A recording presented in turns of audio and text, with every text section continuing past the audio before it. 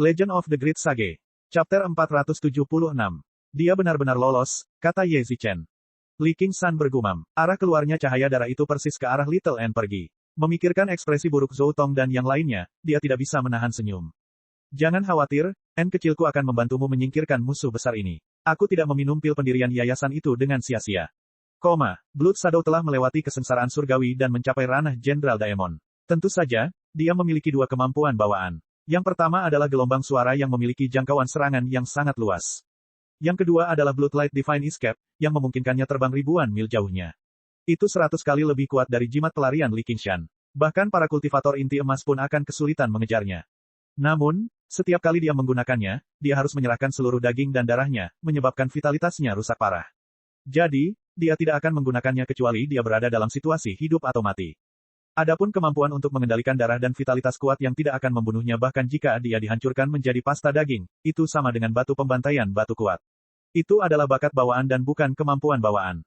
Ini juga alasan mengapa Daemon dengan garis keturunan khusus lebih kuat dari Daemon biasa. Hujan deras mengguyur Blood Shadow. Wajahnya pucat, seolah-olah dia bahkan tidak memiliki kekuatan untuk menggunakan Daemon Ki untuk menghalangi hujan. Dia bersandar di pohon dengan lelah, wajahnya penuh kebencian saat dia mengertakkan gigi, memikirkan balas dendam. Tiba-tiba, dia mendapat ilham. Dia merasakan ki darah yang kuat, yang merupakan tonik yang paling dia butuhkan saat ini. Blood Shadow berputar ke sisi lain pohon. Seorang gadis muda sedang duduk di sana, memandangi seekor burung pipit di puncak pohon, seolah-olah dia sedang bersembunyi dari hujan. Mendengar keributan itu, dia menundukkan kepalanya, dan matanya yang jernih mencerminkan siluet Scarlet Shadow. Dia tanpa ekspresi. Pembudidaya Yayasan Pendirian. Hati Blood Shadow bergetar saat dia merasakan roh ki di tubuh gadis muda itu. Dia sudah ketakutan. Takut kalau itu jebakan lain, dia ingin mundur. Gadis muda itu tidak bergerak. Di bawah kulitnya yang seperti batu giok, darah mengalir, mengeluarkan aroma yang mempesona. Blood Shadow belum pernah mencium aroma yang begitu memikat. Guntur bergemuruh tanpa henti. Pohon itu menopang sebuah dunia kecil, dan di luarnya ada tirai hujan. Kamu sebenarnya berani dipaksa berada dalam jarak sedekat itu olehku. Anda kurang beruntung. Aku akan menyedot darahmu untuk memulihkan energi iblis. Petik 2. Blood Shadow perlahan menjadi tenang. Dengan kecepatannya, jarak beberapa kaki hampir tidak ada. Dia membuka tangan pucatnya dan mengarahkannya ke jantung gadis itu. Darah di tubuh gadis muda itu mendidih dan mengalir ke arah yang berlawanan. Dengan letupan, benda itu keluar dari tubuhnya. Blood Shadow menelan seteguk besar darah dan segera merasa segar. Baunya terlalu manis. Namun, yang membuatnya merasa aneh adalah gadis itu tidak melawan atau melawan. Dia bahkan tidak menunjukkan sedikit pun rasa sakit atau ketakutan. Dia hanya menatapnya tanpa ekspresi, membuatnya, iblis darah yang telah membunuh banyak orang, merasa seperti dia akan mati. Dia juga merasakan kegelisahan yang aneh. Ibarat katak yang diincar ular, di bawah ancaman predator alaminya, seluruh tubuhnya menjadi kaku, tidak mampu bergerak. Apa yang kamu lihat? Bayangan darah kesal. Tangannya terulur seperti kilat ke arah sepasang mata yang cerah itu. Ujung jarinya masih berjarak 1 inci dari matanya. Tubuh Blood Shadow membeku. Apa yang sedang terjadi? Kenapa aku tidak bisa bergerak? Katak itu tidak menyadarinya, tetapi racun yang mematikan telah disuntikkan. Darah yang diserap dan diintegrasikan oleh Blood Shadow ke setiap bagian tubuhnya tiba-tiba berubah menjadi api dan terbakar dengan ganas. Dengan ledakan, api samadi tulang putih mengalir keluar dari setiap pori-pori di tubuh Blood Shadow, menyulutnya dan mengubahnya menjadi obor. Nyala api bergoyang dan bersorak saat menyulut darah, daging, dan tulang Blood Shadow. Namun, jiwanya membeku, dan dia hanya bisa menyaksikan dirinya terbakar. Vitalitas kuat yang dia andalkan untuk menjadi terkenal dan bangga kini telah menjadi bahan bakar terbaik untuk kobaran api. Dalam sekejap, mata Blood Shadow menunjukkan rasa takut yang mendalam. Kamu bukan manusia. Rasa takutnya hilang, dan matanya terasa kosong. Kata-katanya terhenti, dan lidahnya berubah menjadi api. Inti iblis darah terbang ke kejauhan dengan swoosh. Kaulah yang bukan manusia. Mata seorang Ming menoleh, dan dia mengulurkan tangan untuk mengambil inti iblis darah.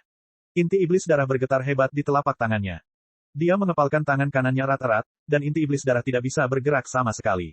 Tiba-tiba, ia mengeluarkan cahaya berdarah yang menyilaukan. Dia tidak lagi punya harapan untuk melarikan diri. Dia ingin meledakkan intinya dan membawanya turun bersamanya. Tangan kirinya mengepal, dan jiwa setengah transparan yang seperti asap atau kabut dikeluarkan secara paksa. Itu agak mirip dengan Blood Shadow. Cahaya berdarah menghilang, dan inti iblis darah tergeletak dengan tenang di telapak tangannya. 3 kata secara alami muncul di benaknya, Blood Sea Banner. Sesaat kemudian, sambaran petir menyambar dari langit jauh. Zhou Tong sama sekali tidak punya harapan untuk mengejar Blood Shadow. Dia hanya melakukan yang terbaik untuk mengejar ketinggalan. Dari jarak yang sangat jauh, Zhou Tong merasakan aura Little N dan turun dari langit dengan pedang pembantai guntur. Apakah kamu melihat bayangan darah? Dia sudah mati. N kecil tidak menyembunyikan apapun. Kamu membunuhnya. Zhou Tong sangat terkejut. Ya. Kamu memperkirakan dia akan melarikan diri ke sini. Ekspresi aneh muncul di wajah Zhou Tong. Jika itu masalahnya, bukankah Little N memperkirakan bahwa mereka tidak akan bisa menahan Blood Shadow di sini? Ya, lalu bagaimana kabarmu? Zhou Tong memotong kalimatnya di tengah kalimat. Sekelompok besar orang telah mengelilinginya, dan bahkan membiarkan Blood Shadow melarikan diri. Bagaimana mungkin dia masih berani mempertanyakan gadis kecil ini? Zhou Senior, rahasia surga tidak boleh diungkapkan. Li Qingshan tertawa keras saat dia berjalan dari jauh. Dia mengusap kepala Little N. Bagus sekali. Pada saat ini, beberapa seberkas cahaya menembus udara. Kelompok Liu Changqing juga berhasil menyusul. Setelah mengetahui hasil dari masalah ini, mereka tidak bisa tidak saling memandang. Selain kegembiraan, ada juga keterkejutan di wajah mereka. Dia telah mencapai yayasan pendirian pada usia 13 atau 14 tahun. Dia telah mengerahkan pasukannya, menyembunyikan niat membunuhnya, dan membunuh Blood Demon dengan satu gerakan. Mereka, sekelompok penggarap yayasan pendirian tahap menengah dan akhir, telah menjadi bawahannya. Namun, mereka tidak dapat mengeluarkan satu kata pun keluhan. Sebaliknya, mereka harus berterima kasih padanya. Sekte mana yang tidak memiliki murid yang mati di tangan iblis darah ini? Ini tidak bisa lagi digambarkan sebagai jenius. Melihat Little N, yang meringkuk di depan Li Qingshan dan memperlihatkan senyuman langka, mereka semua merasa tidak bisa berkata-kata. Pada saat yang sama, mereka menyadari betapa mendalam dan menakutkannya seorang peramal. Yang menakutkan bukanlah si peramal itu sendiri, melainkan nasib yang dikendalikan oleh sang peramal. Tidak ada yang meragukan apakah Little N memiliki kemampuan untuk membunuh Blood Shadow. Ketika Blood Shadow melarikan diri, semua orang dapat melihat bahwa dia terluka parah. Ditambah dengan bakat mengerikan yang ditunjukkan oleh Little N, kecurigaan semua orang hilang. Bangunan itu dihiasi dengan lentera dan pita. Diisi dengan suasana perayaan yang sudah lama tidak terlihat. Itu untuk merayakan kematian iblis darah, serta untuk merayakan pencapaian kelompok Zhou Tong. Dan karakter utama dari perjamuan ini tentu saja adalah Little N. Begonia mengaktifkan mekanismenya dan membuka sekat di tengah bangunan, sehingga praktisi Qi juga bisa melihat penampakan sang pahlawan, dan menambah semarak suasana.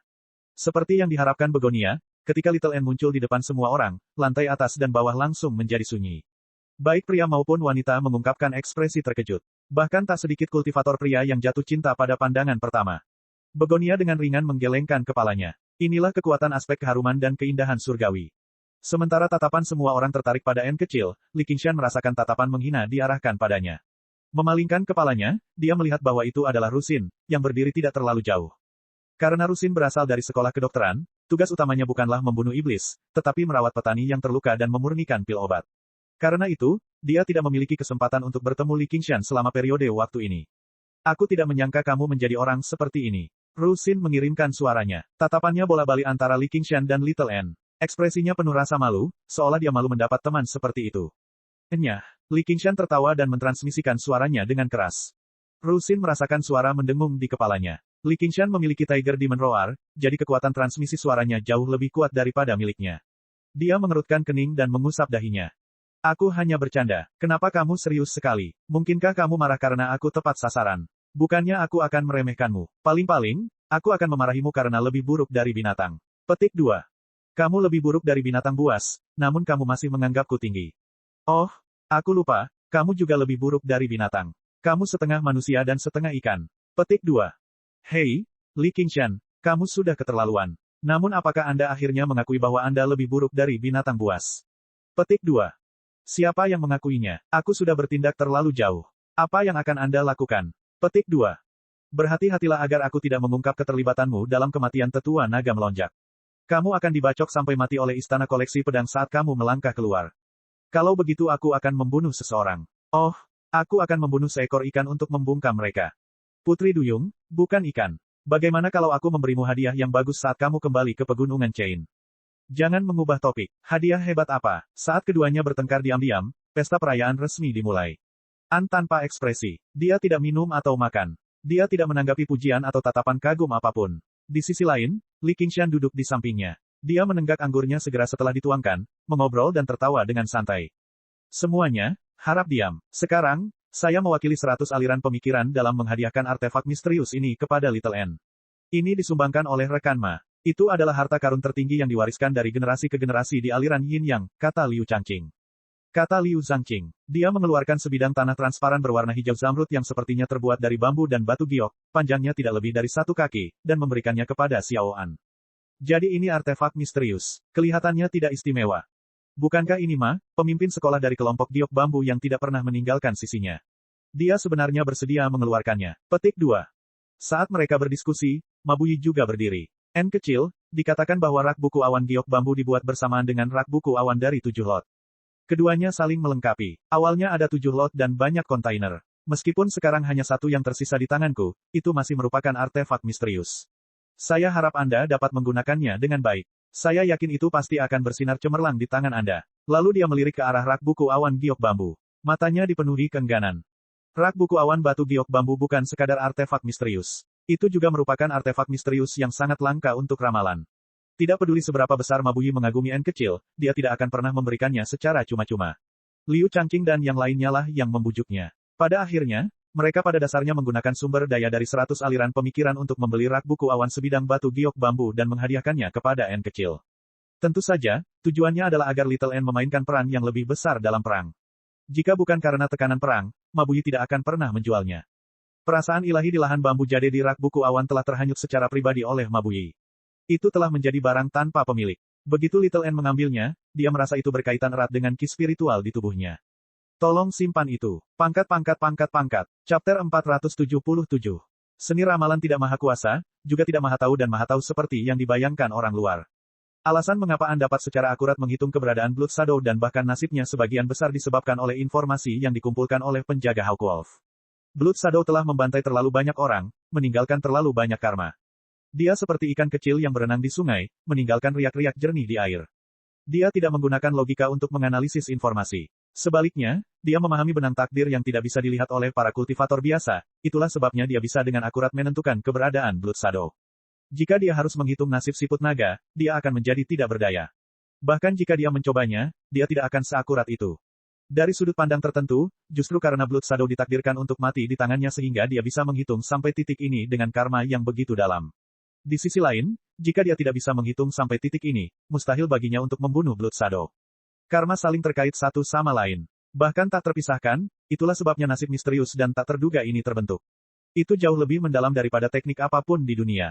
Saat ini An hanya tahu sedikit tentang hal itu. Dia sama sekali tidak bisa memahaminya. Namun, rak buku awan batu giok bambu akan sangat membantu ramalannya. Paling tidak, dia bisa menjelajah lebih jauh ke dalam sungai takdir. Saya berterima kasih kepada para pemimpin sekolah atas kebaikan mereka di tempat Little N. Li Qingshan mengangkat cangkirnya tinggi-tinggi ke udara dan menenggaknya. Selain rak buku awan giok bambu Little N, Li Qingshan juga menerima beberapa hadiah. Tak perlu dikatakan lagi, kontribusinya pada penjaga Hawkwolf sekali lagi meningkat secara drastis. Dia tersenyum gemilang saat dia menenggak botol demi botol alkohol seperti sedang minum air, yang menyebabkan serangkaian sorak-sorai. An memandang Li Qingshan, dan sudut bibirnya membentuk senyuman tanpa suara. Meskipun dia tampak agak tidak masuk akal, dalam hal kecerdasan, dia tidak akan kalah dari siapapun. Namun, dia tidak akan kalah dari siapapun. Dia hanya tidak peduli dengan apa yang dipikirkan dan dirasakan orang lain.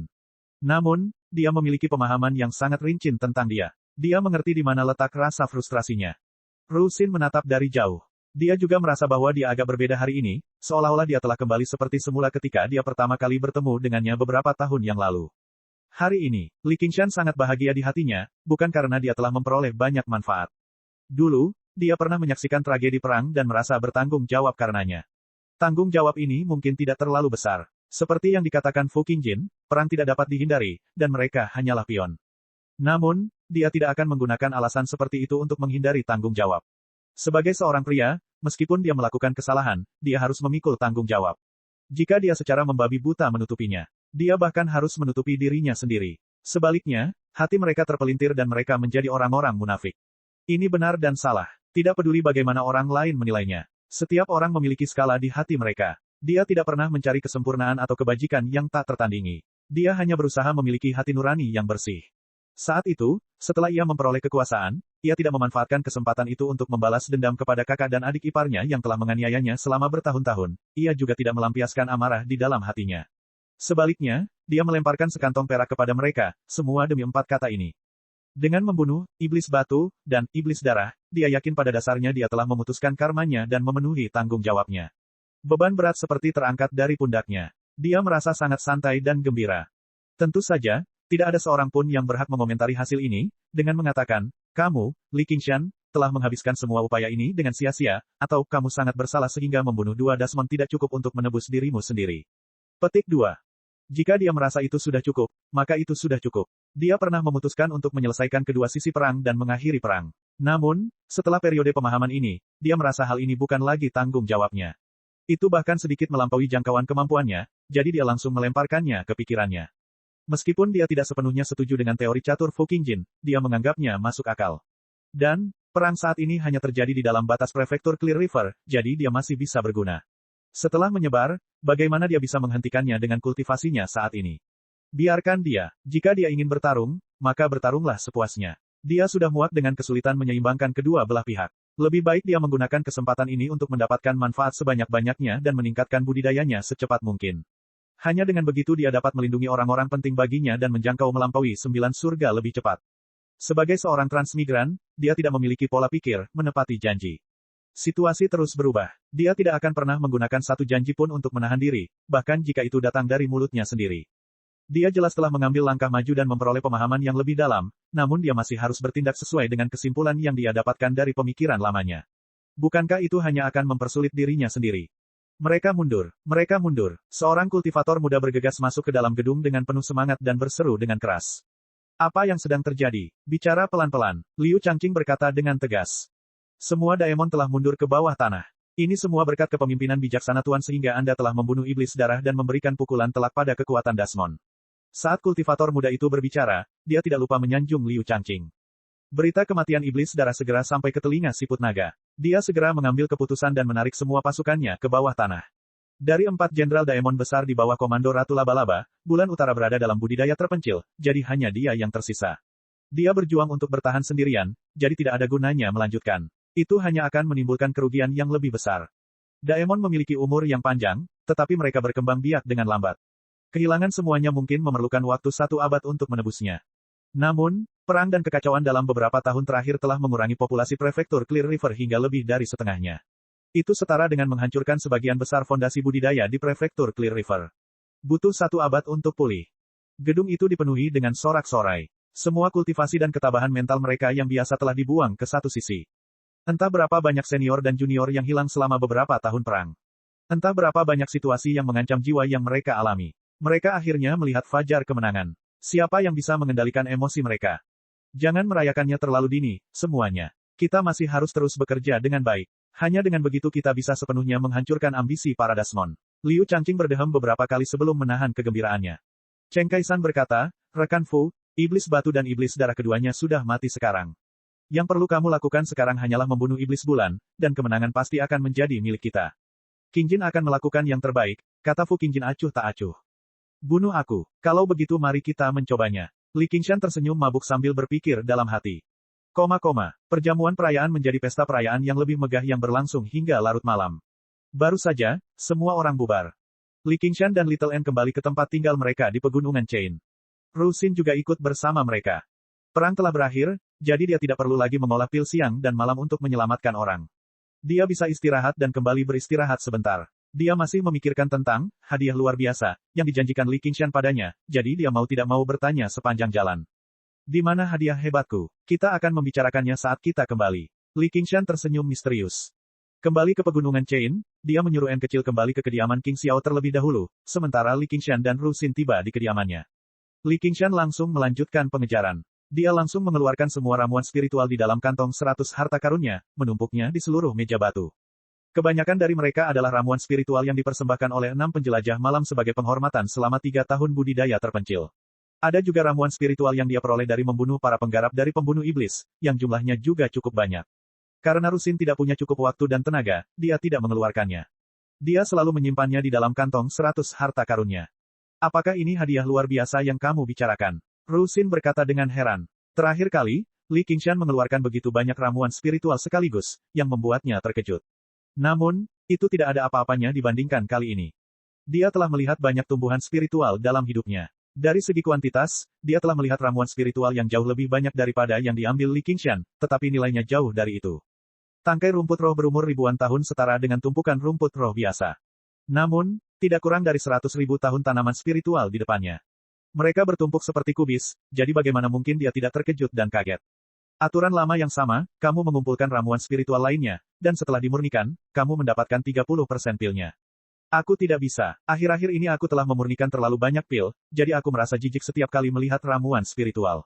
Memikirkan tentang memurnikan pil saja sudah membuatku pusing. Rusin mengusap keningnya dan bersikap gelisah.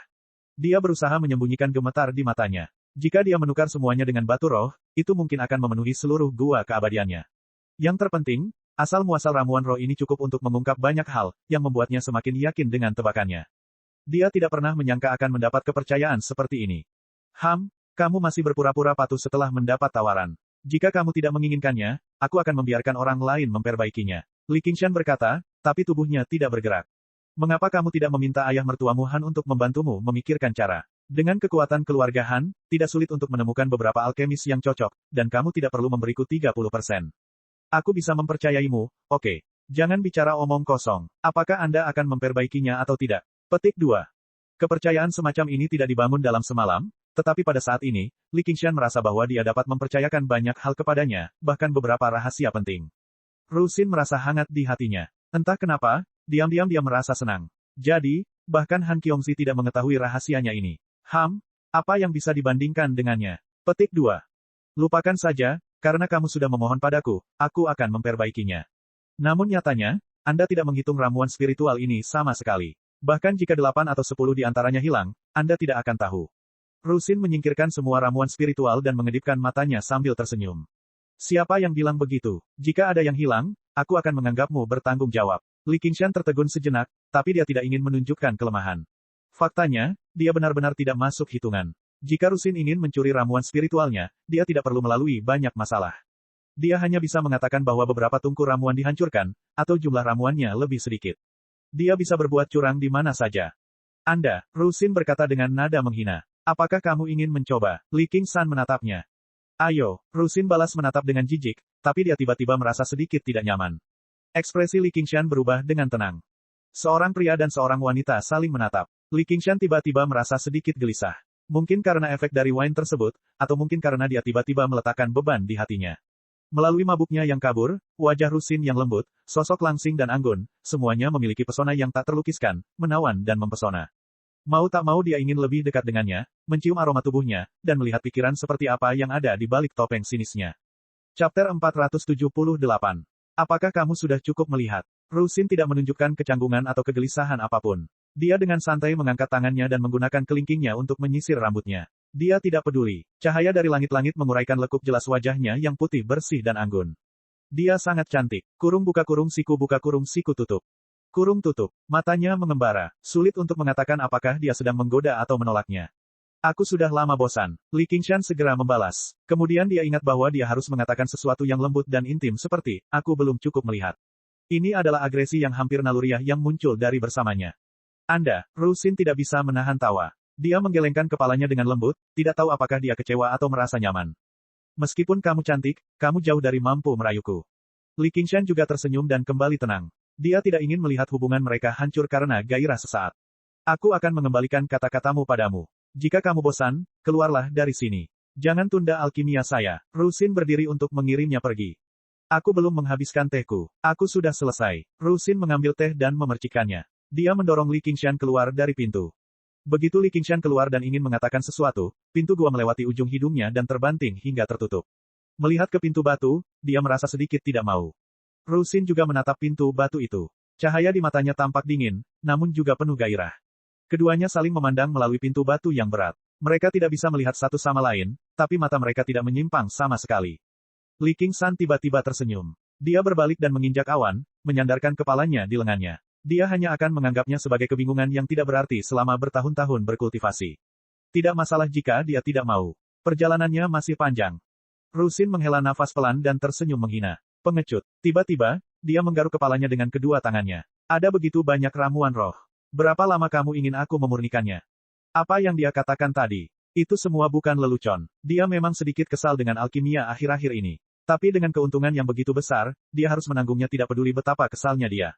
Malam itu gelap. Hujan semakin deras, namun tetap deras tanpa henti, membasahi bumi dan pegunungan. Dengan datangnya musim panas, musim hujan pun tiba. Di arah barat daya, 2000 li jauhnya, hujan juga turun. Ada gunung yang rusak, dan roh ki di gunung itu sangat kaya, menunjukkan bahwa ini adalah urat batu roh. Di permukaan gunung yang retak, orang masih bisa melihat cahaya redup yang dipancarkan oleh batu roh yang tersebar. Di kaki gunung, ada sebuah tambang. Ye Liusu tampak seperti bayangan. Armor hitam sederhana miliknya sangat Sosok ramping dengan sepatu bot berjalan di tengah hujan dengan gerakan kaki yang lebih ringan dari gerakan kaki kucing. Wajah yang halus. Dia sedikit mengernyitkan alisnya. Kulitnya yang biru tua sepertinya sedang memikirkan sesuatu. Itu tidak mempengaruhi kecantikannya sama sekali, tapi menambah pesona yang aneh padanya. Saudari, iblis-iblis itu telah mundur. Apa yang harus kita lakukan? Sial, mereka bahkan tidak memberitahu kita. Ye Liubo mengikuti dari belakang. Penampilannya hanya sedikit lebih rendah. Dia memiliki dan bokong yang besar, dan dia memiliki pesona romantis yang bahkan Ye Liusu tidak bisa menandinginya. Ya, Ye Liusu memimpin pasukan penjelajah malam untuk menyerang berbagai pembuluh darah batu roh. Meskipun pembuluh darah ini dijaga ketat dan memiliki penggarap yang kuat, mereka tidak seberapa dibandingkan dengan pasukan mereka. Meskipun mereka telah kehilangan banyak tentara, hanya satu dari penjelajah malam kuat yang telah mengalami kesengsaraan surgawi pertama yang tewas dalam pertempuran. Perlawanan yang mereka hadapi bisa dikatakan relatif lemah. Masalah terbesar sebenarnya bukan datang dari para Dasmon atau manusia, melainkan diri mereka sendiri. Meskipun Li Qingshan telah memberi Ye Liusu posisi komandan, berbagai konflik, baik terbuka maupun terselubung, segera mulai menyebar saat dia tidak ada. Penjelajah malam yang kuat yang tewas dalam pertempuran telah mati dengan cara yang sangat mencurigakan. Dari sudut pandang tertentu, konflik semacam ini bukan lagi soal keuntungan. Sebaliknya, itu adalah suatu bentuk naluri. Mereka akan saling menyakiti begitu ada kesempatan, meski tidak ada manfaatnya sama sekali. Rasanya seperti, kamu terlalu seksi di sini. Mau tak mau aku menendangmu. Sudah lama sejak aku sering menendangmu. Ini adalah bagian yang paling menyusahkan Ye Liusu. Kadang-kadang, dia bahkan berpikir dengan marah, apakah penjelajah malam seperti itu benar-benar berharga bagiku. Namun, pemikiran ini hanya bertahan sesaat. Tidaklah cukup untuk mempengaruhi seorang idealis seperti dia. Setelah melalui begitu banyak kesulitan, dia juga mengembangkan sikap sebagai seorang pemimpin. Pendukungnya berangsur-angsur meningkat, yang membuat Ye Liubo sangat kagum. Setelah membentuk aliansi dengan 100 aliran pemikiran, pembunuh iblis dan ratusan aliran pemikiran memfokuskan serangan mereka pada Dasmon yang mengamuk di mana-mana. Lagi pula, meskipun pembuluh darah batu roh penting, pembuluh darah tersebut dapat diambil kembali jika hilang. Tidak mungkin bagi mereka untuk membawanya pulang. Paling-paling, mereka akan kehilangan batu spiritual. Namun, orang mati tidak dapat dihidupkan kembali. Jika prefektur Clear River benar-benar musnah, bukan hanya 100 aliran pemikiran yang tidak akan bisa merekrut murid yang cocok lagi, tapi hal yang sama juga akan terjadi pada berbagai sekte. Manusia memiliki umur yang pendek, dan para kultivator juga tidak memiliki umur yang panjang. Jika mereka gagal merekrut murid selama beberapa generasi, sekte pasti akan punah dan kehilangan garis keturunannya. Meskipun mereka tidak lagi peduli dengan kehidupan manusia setelah menjadi kultivator, semua orang memahami bahwa fondasi komunitas budidaya terletak pada manusia yang sejahtera dari generasi ke generasi. Akibatnya, mereka pada dasarnya membiarkan penjelajah malam menyerang sesuka mereka. Sebaliknya, mereka dengan senang hati menggunakan ranjau untuk menyibukkan pasukan penjelajah malam dan mengurangi tekanan di medan perang utama. Selama mereka bisa mengalahkan Daemon, apakah mereka masih perlu khawatir tidak bisa merebut kembali ranjau tersebut? Ye Liusu menatap hujan malam dan tenggelam dalam pikirannya cukup lama. Ayo mundur juga. Kita tidak bisa tinggal di belakang dan menahan mereka di belakang. Tetapi kami menghancurkan ranjau-ranjau itu setelah melalui banyak kesulitan.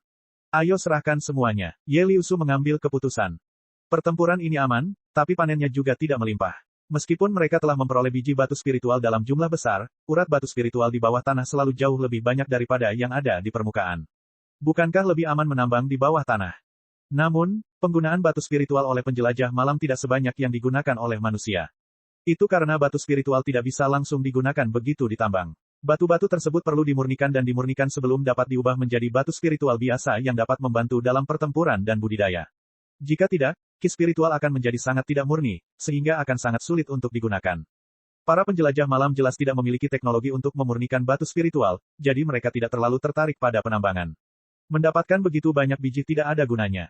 Tentu saja, ada urat batu spiritual dengan kemurnian sangat tinggi, tapi semuanya ditempati oleh berbagai jenderal Daemon. Jangankan langsung menambang di wilayah mereka, bahkan jika mereka menggali pembuluh darah ini dari bawah, hanya masalah waktu sebelum perang pecah. Ye Liubo tersenyum. Cukup adil. Menurutku batu-batu jelek ini tidak banyak berguna. Aku akan pergi mengumpulkan orang-orang sekarang. Kebetulan aku juga merindukan Tuan. Hujannya sangat indah. Akan ada suatu hari di mana kita semua bisa berjemur di bawah hujan sesuka kita. Ye Liusu berpikir dalam hati. Beberapa kultivator menyaksikan dari jarak yang sangat jauh dengan teknik. Mereka menyaksikan pasukan penjelajah malam meninggalkan pembuluh darahnya dan pergi berkelok-kelok. Mereka segera kembali ke urat batu spiritual dan melemparkan formasi lagi, mulai menambang lagi. Tuan Prefek, para penjelajah malam juga telah mundur. Semua urat batu spiritual telah kembali ditambang, tapi membangunnya kembali akan agak merepotkan. Di kota Clear River, Liu Changqing mendengarkan laporan bawahannya sambil mengelus jenggot panjangnya sambil berpikir. Setelah perang berakhir, hal pertama yang dia pelajari adalah situasi dengan urat batu spiritual. Pembuluh darah batu spiritual bagi para penggarap seperti tambang emas bagi manusia. Itu sangatlah penting. Biasanya, hanya satu urat batu spiritual saja sudah cukup bagi dua sekte untuk berperang melawan satu sama lain. Meskipun para penjelajah malam sangat tidak puas dengan hasil rampasan pertempuran kali ini, hal itu merupakan kerugian yang cukup besar bagi para penggarap manusia. Selain batu spiritual itu sendiri, formasi pertahanan, mekanisme, dan boneka penambangan semuanya telah dihancurkan. Dibutuhkan upaya yang cukup besar untuk membangunnya kembali. Berapa lama waktu yang dibutuhkan agar semuanya kembali normal? Setidaknya lebih dari sebulan. Kami sudah kehilangan sebagian besar waktu dalam sebulan. Liu Changqing menghela nafas. Perang selama 3 tahun telah menghabiskan akumulasi bertahun-tahun. Setelah pasokan batu spiritual terputus, banyak mekanisme dan boneka yang kuat akan kehilangan mobilitasnya, dan banyak formasi yang mustahil untuk dijatuhkan. Penggarap juga tidak akan bisa mengekstraki spiritual dari batu spiritual untuk pulih selama pertempuran. Konsekuensinya tidak terbayangkan. Undanglah pemimpin sekolah Miscelani, Gou Dai. Segera setelah Li Qingshan kembali ke kediamannya dan mengucapkan beberapa patah kata kepada Little N, dia merasakan aktivitas dari klonnya. Sambil berpikir, pola indah yang diukir oleh pengrajin penjelajah malam memasuki pandangannya. Beberapa bunga kupu-kupu biru menari-nari, menerangi area kecil. Di sampingnya, Millipede sudah terbangun dari tidurnya. Siapa yang tahu kemana dia pergi? Gua aslinya juga telah ditutup oleh pintu batu berukir indah. Di balik pintu batu, banyak aura tersembunyi mendekat tanpa suara. Tuan Bulan Utara, menguasai. Pintu batu terbuka, dan sekelompok penjelajah malam kembali dari permukaan. Mereka segera melapor kepadanya, melewati lautan bunga kupu-kupu biru seperti bayangan dan tiba di depan alas batu sambil membungkuk bersama. Ye Liubo tidak bisa menahan diri. Dia ingin segera melemparkan dirinya ke dalam pelukannya, tetapi ketika dia melihat sekeliling, dia menahan keinginannya dan berdiri di belakang Ye Liusu dengan patuh. Di dunia bawah tanah, ada hierarki yang jelas. Jika dia menjadi sombong karena kebaikannya dan merusak martabatnya, itu buruk. Dia tidak ingin dia membencinya. Tepat saat dia memikirkan itu, dia tiba-tiba melihat Li Qingshan memberi isyarat padanya sambil tersenyum. Liubo, kemarilah. Ye Liubo segera melemparkan semua kewaspadaannya ke arah angin dan melemparkan dirinya ke dalam pelukannya. Para ibu pemimpin melihat ini dan mau tidak mau sedikit menyalahkan putri mereka. Mereka juga sudah lama mengabdi di bulan utara ini, jadi mengapa mereka tidak menerima bantuan yang sama? Oh, kamu sudah kembali. Bagaimana pertarungannya? Li Qingshan bertanya meski sudah mengetahui jawabannya. Para penjelajah malam tidak mengambil terlalu banyak bagian dalam pertempuran, jadi dia tidak terlalu mengkhawatirkan keselamatan Ye Liubo. Namun, dia masih merasa sangat senang melihatnya muncul di hadapannya dengan selamat. Mengenai martabat atau apapun, dia tidak mempedulikannya sama sekali. Yang kuat secara alami memiliki martabat, sedangkan yang lemah bisa bertindak. Itu tidak ada gunanya. Sebelum Ye Liusu bisa menjawab, dia menundukkan kepalanya dan dengan lembut mengusap punggung Ye Liubo. Dia bertanya dengan prihatin, kamu tidak terluka, kan? Silakan periksa sendiri nanti, Tuan. Ye Liubo melingkarkan lengannya di pinggangnya dengan kuat. Saat dia mendengarkan suara logam dan kata-katanya yang lembut, bahkan hatinya terasa meleleh. Dia mengangguk dengan tegas. Ketika ujung jarinya yang agak tajam menyentuh kulitnya, dia tidak bisa menahan diri untuk tidak mengerang kenikmatan. Chapter 479. Kami telah mengambil alih banyak tambang batu spiritual dan membunuh beberapa praktisi Qi, tetapi kebanyakan dari mereka adalah biji yang belum dimurnikan. Untungnya, tidak terlalu banyak korban jiwa, lapor Ye Liusu. Biji. Berapa banyak? Jantung Li Qingshan berdetak kencang. Tidak ada kultivator yang akan mengeluh karena memiliki terlalu banyak batu spiritual. Meskipun itu hanya biji mentah, selama dia bisa menemukan orang yang cocok untuk mengolahnya, itu masih merupakan kekayaan yang cukup besar. Klan Spider Shadow kami bersedia menawarkan semua biji yang kami peroleh kepada Tuan Bulan Utara. Mata Ye Mingzu tajam. Dia tahu bahwa Li Qingshan tertarik dengan biji itu, jadi dia segera naik dan menawarkan 100 kantong harta karun. Li Qingshan menerima 100 kantong harta karun dan melihatnya. Bijinya berkelap-kelip seperti bintang. Dengan perkiraan kasar, setidaknya dia bisa memurnikan beberapa puluh ribu batu spiritual inferior biasa, jadi dia menerimanya dengan puas. Klan Spider Shadow pantas mendapat pujian atas kesetiaan mereka. Namun, aku sudah mengatakan sebelumnya bahwa aku tidak akan mengambil rampasan apapun dari pertempuran ini. Ambil saja artefak spiritual ini sebagai hadiahmu. Terima kasih atas hadiahnya, Tuan Northmoon. Ye Mingzu tersenyum dan tidak menahan diri. Para ibu pemimpin lainnya langsung tergoda juga. Batu spiritual tidak terlalu berarti bagi mereka, jadi menukarnya dengan beberapa artefak spiritual lebih praktis. Mereka juga bisa mengungkapkan kesetiaannya. Itu adalah keuntungan yang terjamin. Tak lama kemudian, beberapa ratus kantong harta karun muncul di tangan Li Qingshan. Jika dia bisa memurnikan semua biji ini menjadi batu spiritual, setidaknya jumlahnya akan menjadi 3 atau 400 ribu. Namun, Yang dia keluarkan hanyalah beberapa artefak spiritual tingkat menengah atau tinggi yang tidak berguna. Dia bisa menemukan rusin untuk memurnikan pil, tapi dia tidak punya kandidat yang cocok untuk memalsukan artefak. Li Qingshan memikirkan, kuali perunggu empat sudut, miliknya lagi. Dia harus mempelajarinya begitu dia tiba di 100 aliran pemikiran. Apa saja syarat untuk memurnikan batu spiritual? Saat para penjelajah malam telah bubar, hanya Ye Liubo yang tersisa dalam pelukan Li Qingshan.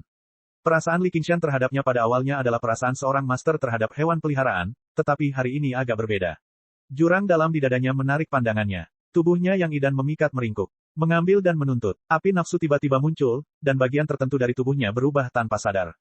Saya tidak tahu apakah saya cedera atau tidak. Guru, mohon periksa dengan cermat. Ye Liubo merasakan perubahan ini dan tersenyum bangga, memeluknya lebih erat,nya yang menggerahkan menempel erat di perut bagian bawahnya, tidak meninggalkan celah sama sekali. Kalau begitu biarkan aku memeriksanya dengan cermat. Li Qingshan tersenyum. Saat dia mengendalikan avatar cermin, dia selalu sangat santai, dan kemabukan dari tubuh utama juga tercermin pada avatarnya. Tangannya perlahan berhenti di kulitnya yang terbuka. Setiap kali dia menemukan baju besi yang menghalanginya, dia akan merobeknya dan membelai setiap inci kulitnya. Ye Liubo sangat terkejut. Dalam pelukannya, dia tanpa sadar mengeluarkan erangan lembut, dan matanya perlahan kabur. Dalam waktu singkat, dia hanya tersisa dengan sepatu bot hitamnya. Di tubuhnya yang memikat, pola biru bermekaran dengan indah, memperlihatkan segala yang ada di mata Li Qingshan. Ini bukan pertama kalinya dia melihat Ye Liubo. Namun saat ini, sepertinya ia memiliki daya tarik yang berbeda. Jakunnya terangkat. Sudah lebih dari 3 tahun sejak dia mencicipi daging. Li Qingshan tiba-tiba menghentikan aktivitasnya dan berbisik ke telinga Ye Liubo, satu-satunya hal yang bisa diberikan seorang master kepada hewan peliharaannya adalah cinta. Kalau begitu tolong cintai aku dengan baik, Tuan. Ye Liubo tiba-tiba mengangkat kepalanya, dan payudaranya sedikit bergetar. Tatapannya provokatif, penuh amarah, ketidakpuasan, dan sedikit permohonan. Dia cemberut. Sejak aku bertemu Tuan, sudah bertahun-tahun aku tidak mempunyai seorang laki-laki. Kamu tidak tahu betapa sulitnya sendirian. Bukankah kamu punya banyak istri? Li Qingshan agak bingung. Dia tahu para penjelajah malam tidak memiliki banyak konsep tentang kesucian, dan dia juga tidak akan menggunakan nilai-nilai kemanusiaan untuk mengekangnya. Tentu saja, ini juga karena dia tidak memperlakukannya sebagai kekasih. Aku sudah lama menceraikan mereka. Aku hanya ingin mengandung anakmu, Tuan. Ye Liubo berkata dengan serius. Dia pada dasarnya tampak seperti Ye Liusu telah menyebutkan mimpinya untuk mengembalikan penjelajah malam ke permukaan. Penjelajah malam adalah klan matriarkal. Seorang wanita penjelajah malam seringkali memiliki banyak istri. Mereka hanya mengenal ibu mereka, bukan ayah mereka. Melahirkan anak dan menjadi seorang ibu adalah hal yang relatif sakral, itulah sebabnya orang dengan otoritas terbesar dalam klan dikenal sebagai ibu pemimpin. Ya, itu bukan lagi sekadar untuk kesenangan malam. Sebaliknya, dia ingin menggunakan tubuh ini untuk melanjutkan garis keturunan mereka. Sangat menahan diri, Li Qingshan tidak tahu bagaimana harus bereaksi. Apa yang bisa kita hasilkan? Sepertiga manusia, sepertiga daemon, dan sepertiga penjelajah malam. Semua yang kumiliki adalah milik Tuan. Hatiku, tubuhku, dan di masa depan, anak-anakku. Ye Liubo meraih tangan Li Qingshan dan meletakkannya di dadanya yang gagah, merasakan jantungnya yang berdebar kencang sebelum meletakkannya di perutnya yang rata. Li Qingshan juga sangat tersentuh. Baiklah, diakuinya bukan hanya hatinya saja yang tergerak. Apalagi yang bisa dikatakan sekarang setelah hal itu terjadi. Maafkan aku, Qiongzi. Hari ini, saya akan menerobos belenggu dan hambatan dunia fana. Saya akan memiliki hubungan yang melebihi persahabatan dengan hewan peliharaan saya. Li Qingshan mengambil keputusan. Dia baru saja akan melakukan sesuatu yang lebih buruk dari binatang buas. Pintu batu terbuka dengan keras, dan Ye Liusu masuk. Seolah-olah dia tidak melihat apa-apa, dia berkata, Nyonya Ratu Laba-Laba telah memerintahkan Anda untuk segera pergi ke kota Cobweb, Tuan. Li Qingshan berkulit tebal, tetapi bahkan dia tidak dapat mempertahankan posisi seperti itu dengan wanita telanjang di bawah tatapan wanita lain. Ratu Laba-Laba juga bukanlah seseorang yang bisa dia anggap remeh. Dia dengan lembut menempatkan Ye Liubo ke samping dan berjalan keluar dari platform batu. Dia merapikan pakaiannya yang berantakan dan menghilangkan nafsunya. Menguasai, kata Ye Liubo dengan kepahitan yang tersembunyi. Dia tidak bisa tidak melirik Ye Liusu. Dia telah bertahan selama bertahun-tahun untuk menangkap peluang ini. Dia akan berhasil, tapi semuanya sia-sia. Bagaimana dia bisa menerima ini? Saya setuju dengan ini. Li Qingshan menoleh ke belakang sambil tersenyum. Dia mengedipkan matanya dan tidak bisa menahan tawa. Dia menganggapnya sangat lucu.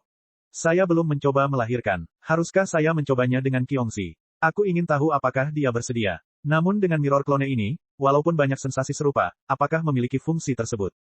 Dia tidak merasa diganggu oleh Ye Liusu. Apa yang menjadi milikku akan selalu menjadi milikku. Apakah saya harus takut tidak mempunyai kesempatan lagi di masa depan?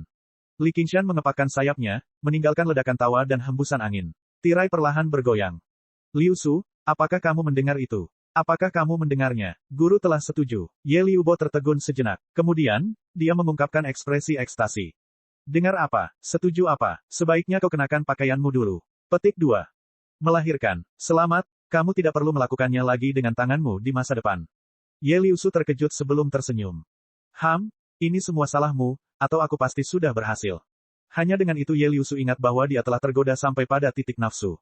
Di sela-sela kakinya sudah basah. Apakah kamu ingin aku keluar dan membiarkanmu menanganinya terlebih dahulu? Ye Liusu tersenyum.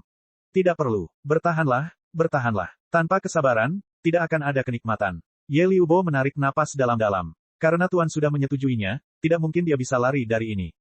Itu seperti bagaimana orang biasa akan kelaparan beberapa kali lagi sebelum mengundang orang lain untuk makan, berencana untuk mengandalkan dinding untuk masuk dan keluar. Ye Liusu berkata, mungkin tidak akan mudah bagi Dasmon dan penjelajah malam untuk berkembang biak. Kalau begitu, ayo kita coba beberapa kali lagi hingga berhasil. Bagaimana menurutmu, Kak? Mau ikut? Ye Liubo tersenyum licik, seolah rencananya berhasil. Jelas itu yang terbaik, tapi sebenarnya tidak masalah meskipun dia tidak melakukannya. Tidak tertarik. Ye Liusu memandang Ye Liubo yang dipenuhi dengan antisipasi. Perasaannya agak campur aduk. Pengejaran Ye Liusu sudah dimulai, jadi bagaimana dengan dia? Bulan Utara, tahukah kamu? Bayangan darah sudah mati. Petik 2. Li Qingshan tiba di kota Cobweb. Seperti yang diharapkan, helikopter Parosa menunggunya di peron. Namun, dari 3 jenderal Daemon besar di sampingnya, hanya siput naga yang tersisa. Saya baru saja mendengar bagaimana dia meninggal. Li Qingshan sedikit terkejut dan bertanya dengan santai. Tidak ada yang menyedihkan tentang hal itu. Tidak ada yang palsu tentang hal itu. Dia disergap oleh manusia kultivator. Kulit helikopter Parosa agak jelek. Jika Dragon Snail adalah otaknya, maka Blood Shadow dan Strong Stone adalah lengan kiri dan kanannya. Kini setelah keduanya terputus, bahkan dengan sifat jahatnya, dia masih merasa sangat sedih. Korban tidak dapat dihindari dalam pertempuran.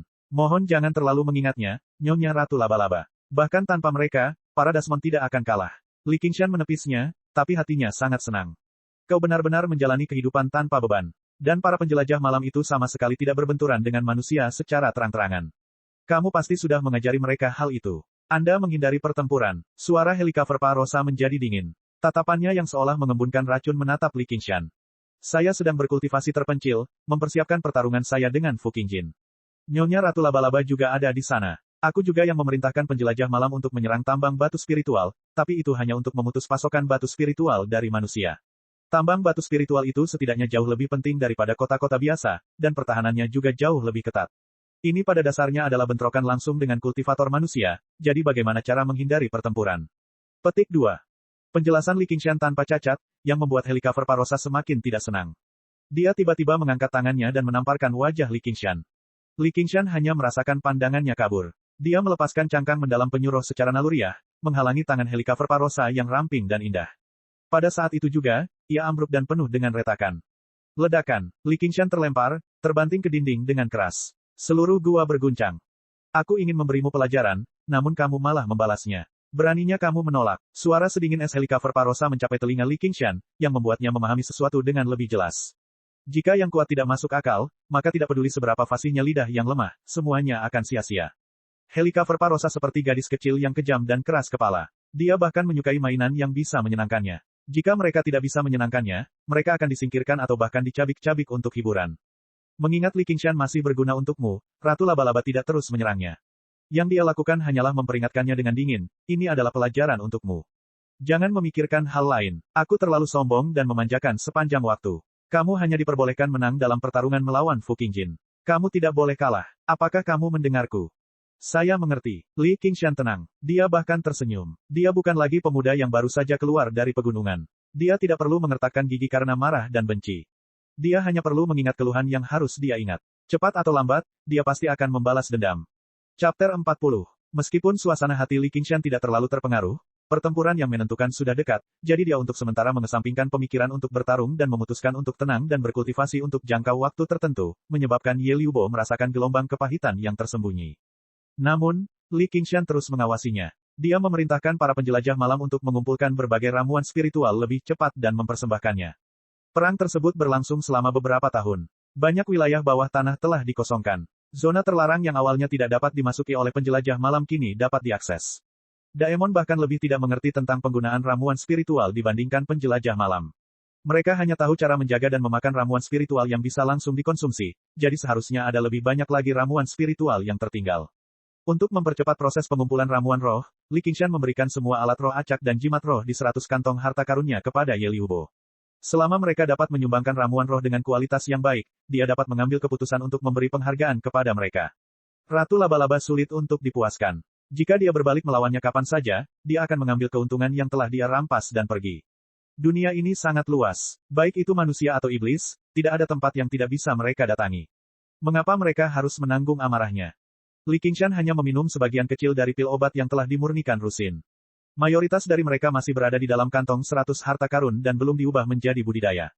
Di dalam kediaman King Xiao, Li Qingshan mengeluarkan semua pil obat dari 100 kantong harta karunnya. Kualitas mereka cukup mengesankan.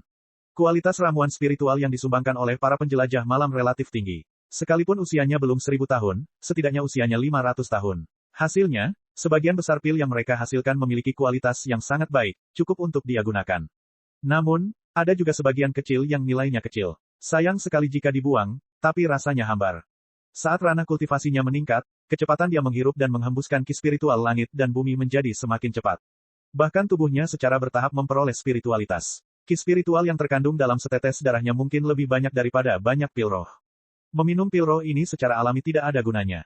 Setelah mencapai tingkat tertentu, bahkan ramuan yang dibuat dari ramuan roh berumur ribuan tahun tidak akan mampu menahannya. Mungkin semuanya menjadi tidak berguna. Oleh karena itu, wilayah bawah tanah ini tidak lagi sepenting dulu. Jika dia memeras nilai lebih, dia tidak perlu terikat padanya. Dia diperintah oleh Ratu Laba-Laba. Li Qingshan tersenyum pada Little N, menarik napas dalam-dalam, dan tubuhnya melebar. Dalam sekejap mata, itu telah berkembang menjadi lebih dari 10 zang. 1 zang sama dengan 3 meter, kira-kira setinggi bangunan 1 lantai. Dengan kata lain, Li Qingshan sekarang tingginya lebih dari 10 lantai. Meskipun dia masih sedikit lebih kecil dari Godzilla, dia cukup besar untuk dianggap sebagai monster kecil. Tubuhnya yang hitam pekat menyerupai dewa iblis. Rambut merahnya mengalir ke punggungnya seperti air terjun. Matanya cerah dan penuh ekspresi, seolah terbakar api. Itu memancarkan sifat binatang dan setan yang primitif. Ketika dia membuka gua King Xiao Immortal, dia tidak meminta apapun selain kata, besar. Hal itu untuk menghadapi situasi saat ini. Mereka telah memilih gunung ini. Tingginya juga 2 hingga 300 zang. Li Qingshan dan N kecil bekerja sama. Hampir seluruh gunung itu berlubang. Dari dasar gua hingga kubah, tingginya hampir 2000 kaki. Jika Li Qingshan tidak menggunakan kekuatan supernaturalnya untuk menekan dinding gunung hingga sekeras baja, dinding gunung itu akan runtuh karena beratnya sendiri. Oleh karena itu, Li Qingshan berdiri tegak dan tidak merasa sesak. Dia melihat tubuhnya, membuka mulutnya yang penuh taring, dan terkekeh. Ekor harimau di belakangnya bergoyang dengan santai, meninggalkan serangkaian bayangan. Sampai batas tertentu, dia lebih puas dengan wujud aslinya dibandingkan dengan wujud manusianya. Bentuk manusianya memang tampan, tetapi dibandingkan dengan bentuk aslinya, ia tidak terlihat cukup berani dan mendominasi. Harus dikatakan bahwa Oxen memiliki mata yang tajam dan memilih Li Qingshan. Jika bukan karena selera transmigran yang aneh, orang biasa mungkin tidak akan bisa menerima gambaran ini, apalagi merasa nyaman dengan dirinya sendiri. Li Qingshan mengulurkan tangannya, dan semua pil di tanah terbang ke tangannya. Dia memasukkan semuanya ke dalam mulutnya yang menganga. Tanpa mengunyah, dia menelan semuanya dengan sekali teguk. Jika pembudidaya lain menyaksikan ini, mereka pasti akan sangat terkejut hingga rahang mereka ternganga. Mereka akan mengira dia lelah hidup dan ingin bunuh diri. Pil-pil ini memiliki jenis yang berbeda-beda. Efek yang saling bertentangan saja sudah cukup untuk membunuh. Efek dahsyat yang dikandungnya bahkan bisa langsung membuat seseorang meledak. Benar saja, setelah menelan pil tersebut, perut Li Qingshan langsung membengkak, semakin membesar seperti balon. Sepertinya dia sedang hamil 10 bulan, mengeluarkan suara yang menusuk telinga seperti logam yang meregang. Secercah kewaspadaan muncul di wajah Li Qingshan. Dia berteriak, penindasan roh penyu. Inti daemon penyu roh bersinar dengan cahaya yang cemerlang, dengan kejam menekan efek kekacauan dari pil tersebut. Namun, itu sedikit tidak mampu menekannya. Daemon Ki keluar dari tubuhnya, dan rambut merahnya berkibar tertiup angin. Jika bukan karena formasi yang dengan kuat mengunci Daemon Ki yang melonjak, mungkin saja Daemon Ki melonjak ke udara dari jauh. Inti Daemon penyu roh hanya menekannya, bukan menyerapnya. Efeknya menyatu dengan anggota tubuh, tulang, dan organ Li Qingshan helai demi helai. Rasanya sedikit sakit, dan pembuluh darah kecil yang tak terhitung jumlahnya pecah, tetapi segera pulih. Dalam sekejap mata, entah sudah berapa kali siklus penghancuran dan rekonstruksi ini terjadi. Li Qingshan hanya memiliki satu tujuan kali ini, yaitu menerobos lapisan keempat iblis lembu. Akhirnya, perut Li Qingshan berhenti membesar. Dia duduk dengan perut buncit dan menggosoknya. Aku malah bilang ingin punya anak dengan orang lain. Sepertinya aku sudah memanjakan anak seperti ini. N kecil, bukankah aku mirip Buddha Maitreya? Petik 2. N kecil melompat dengan lembut dan mendarat di perut Li Qingshan. Melihat betapa kejamnya dia menutup mulutnya dan terkikik. Sama sekali tidak. Lalu seperti apa rupaku? Saya mirip Li Qingshan. Benar, aku mirip Li Qingshan. Kenapa aku terlihat seperti orang lain? Li Qingshan tertawa terbahak-bahak. Di dunia ini, dia mungkin satu-satunya orang yang sama sekali tidak terpengaruh oleh penampilan, garis keturunan, atau kultivasinya. Tidak peduli seperti apa penampilannya, yang dia lihat hanyalah Li Qingshan. Adapun Little N, apakah itu hantu, kerangka, atau kecantikan yang luar biasa, kapan dia pernah berubah dalam hatinya? Little N berdiri di satu sisi dan mengeluarkan inti Daemon Blood Shadow yang berdarah. Dia mengendusnya dengan lembut, dan bau darah yang menyengat membuatnya sangat puas. Itu adalah bahan yang sempurna untuk menyempurnakan Blood Sea Banner. Setelah berpikir sejenak, dia menyimpan inti Daemon darah dan mengeluarkan tasbih tengkorak. Tingkat berikutnya setelah 18 tasbih adalah 21 tasbih. Dia hanya kehilangan 3 manik. Waktu berlalu dengan cepat. Dalam sekejap mata, hampir 1 bulan telah berlalu. Perut Li Qingshan telah kembali ke ukuran aslinya. Kuku besinya menancap jauh ke dalam tanah, dan cakarnya mencengkeram tanah dengan kuat. Punggungnya melengkung seperti gunung, dan tanduknya didorong ke atas sekuat tenaga. Semangat yang tak tergoyahkan. Meskipun auranya masih kurang, auranya sangat mirip dengan Ox Demon Phantasm yang dia lihat di lautan kesadarannya. Dia tidak melakukan gerakan yang tidak perlu. Dia tidak lagi mengayunkan tangan dan kakinya. Bahkan iblis kerbau menginjak tanah, iblis kerbau menempa kulitnya, dan iblis kerbau menancapkan tanduknya telah sepenuhnya ditinggalkan. Dia berdiri tak bergerak seperti patung. Namun di tengah keheningan mutlak ini, dia dipenuhi dengan kekuatan, seperti busur besar yang telah ditarik. Otot-ototnya meregang dan membengkak hingga batas kemampuannya, menjadi lebih keras dari batu atau baja. Namun di balik kulitnya yang dingin dan keras, darahnya melonjak dan jiwanya terbakar tanpa henti. Mata merahnya bersinar dengan lampu merah. Meskipun sebagian besar tubuh bagian atasnya masih berbentuk manusia, tidak ada seorang pun yang bisa mengasosiasikannya dengan kata manusia di tempat ini. Efek obat dari pil yang dia telan dalam satu tegukan telah terwujud sepenuhnya, tetapi transformasi iblis sapi, yang awalnya paling mudah untuk dikembangkan, menjadi sangat sulit kali ini. Masih belum cukup, apa yang aku lewatkan? Apakah itu pilnya? Tidak, apa itu? Petik 2. Seluruh tubuh Li Qingshan basah kuyup oleh keringat. 2 aliran uap putih panas keluar dari lubang hidungnya saat efek obat mulai memudar. Kekuatan besar iblis kerbau tenggelam ke dalam lumpur. Nyanyian yang tidak dapat dijelaskan ini muncul lagi di benak Li Qingshan. Ia sangat merasakan kesedihan seorang pahlawan di ujung jalannya, ketidakberdayaan karena tidak mampu mengerahkan kekuatannya. Namun di dalam hal ini, ada sesuatu yang lain. Di lautan kesadarannya, hantu iblis sapi muncul sekali lagi. Dia menatap hantu itu untuk waktu yang lama. Tiba-tiba, sebuah pertanyaan muncul di benaknya. Mengapa dia masih berusaha sekuat tenaga meski mengetahui bahwa dia telah tenggelam jauh ke dalam lumpur? Semakin dia berjuang, semakin dalam dia tenggelam. Dia sudah mencoba segalanya. Karena tidak ada gunanya, kenapa tidak berhenti dan istirahat? Mengapa dia harus mempersulit dirinya sendiri? Di masa lalu, ketika pasukan Tuan Chu dikalahkan, dia mendengar nyanyian Chu dari semua sisi dan berkata, kekuatanku cukup untuk menarik gunung, semangatku tak tertandingi, waktu tidak mendukung, Chi tidak mati, apa yang bisa saya lakukan, apa yang bisa saya lakukan. Kemudian, meskipun dia berhasil menerobos penyergapan tentara Han dan melarikan diri ke tepi sungai Wu, dia menghela nafas, saya tidak punya wajah untuk melihat orang yang lebih tua di Jiangdong, dan bunuh diri. Ini menjadi anotasi terbaik dari kata, seorang pahlawan di ujung jalannya, meninggalkan sebuah lagu heroik dan tragis yang akan dinyanyikan selama ribuan tahun. Puisi ini dipelajari oleh Li Qingshan dari buku teks di kehidupan sebelumnya. Namun secara kebetulan, ribuan tahun kemudian, jenderal lain yang dikepung musuh juga meninggalkan puisi 7 karakter. Itu dicetak di buku teks dan jelas tertinggal dalam ingatan Li Qingshan. Bagaimana dengan pemenggalan kepala hari ini? Memulai usaha itu sulit dan banyak perjuangan. Saya akan pergi ke Kuantai untuk merekrut bawahan lama saya. Dengan 100.000 bendera, aku akan memenggal kepala Raja Neraka. Petik 2. Semangat heroik menghadapi kematian dengan ketenangan hati jauh melampaui Tuan Chu, yang menyalahkan langit dan orang lain dan tidak berani melintasi Jiangdong. Pikiran seperti ini terlintas di benaknya, namun kenyataannya, itu hanya sesaat. Saya mengerti. Lampu merah di mata Li Qingshan tiba-tiba menyala seperti lampu. Ketika dia melihat ilusi iblis sapi lagi, dia melihat pemandangan yang berbeda. Dia melihat iblis sapi bertahan dan bertahan dengan kemauan yang luar biasa. Sekalipun itu hanya membuang-buang energi, meskipun sudah ditakdirkan dan takdir tidak dapat diubah, ia tidak akan pernah menyerah dan berjuang sampai akhir. Ia bisa dihancurkan, tapi tidak akan pernah bisa dikalahkan. Cahaya yang berkedip-kedip di mata Li Qingshan berangsur-angsur menjadi tenang, dan nafas yang keluar dari lubang hidungnya juga menjadi lebih tenang. Seolah-olah dia bisa bertahan seperti ini selama 100 tahun, 1000 tahun. Tiba-tiba, roh kuat yang persis sama dengan ilusi iblis sapi terpancar dari tubuhnya. Transformasi iblis sapi, lapisan keempat, selesai. Sosok Li Qingshan berangsur-angsur kembali ke keadaan semula. Tidak seperti sebelumnya, dia tidak merasa terlalu gembira, juga tidak terburu-buru untuk menguji seberapa besar peningkatan kekuatannya. Selama proses budidaya, keinginan sapi sepertinya telah menyatu ke dalam tubuhnya melalui transformasi setan sapi. Itu semacam warisan. Tidak peduli berapa banyak perubahan misterius yang akan terjadi pada transformasi setan sapi, di masa depan, transformasi setan sapi, ini pantas menjadi yang nomor satu. Cek cek cek cek cek cek cek cek. Rakan-rakan kultivator sekalian, sebelum retret, sila terus berkultivasi untuk jurus subscribe, like, share dan komentar agar Sekte Novel Sadim terus berkembang pesat.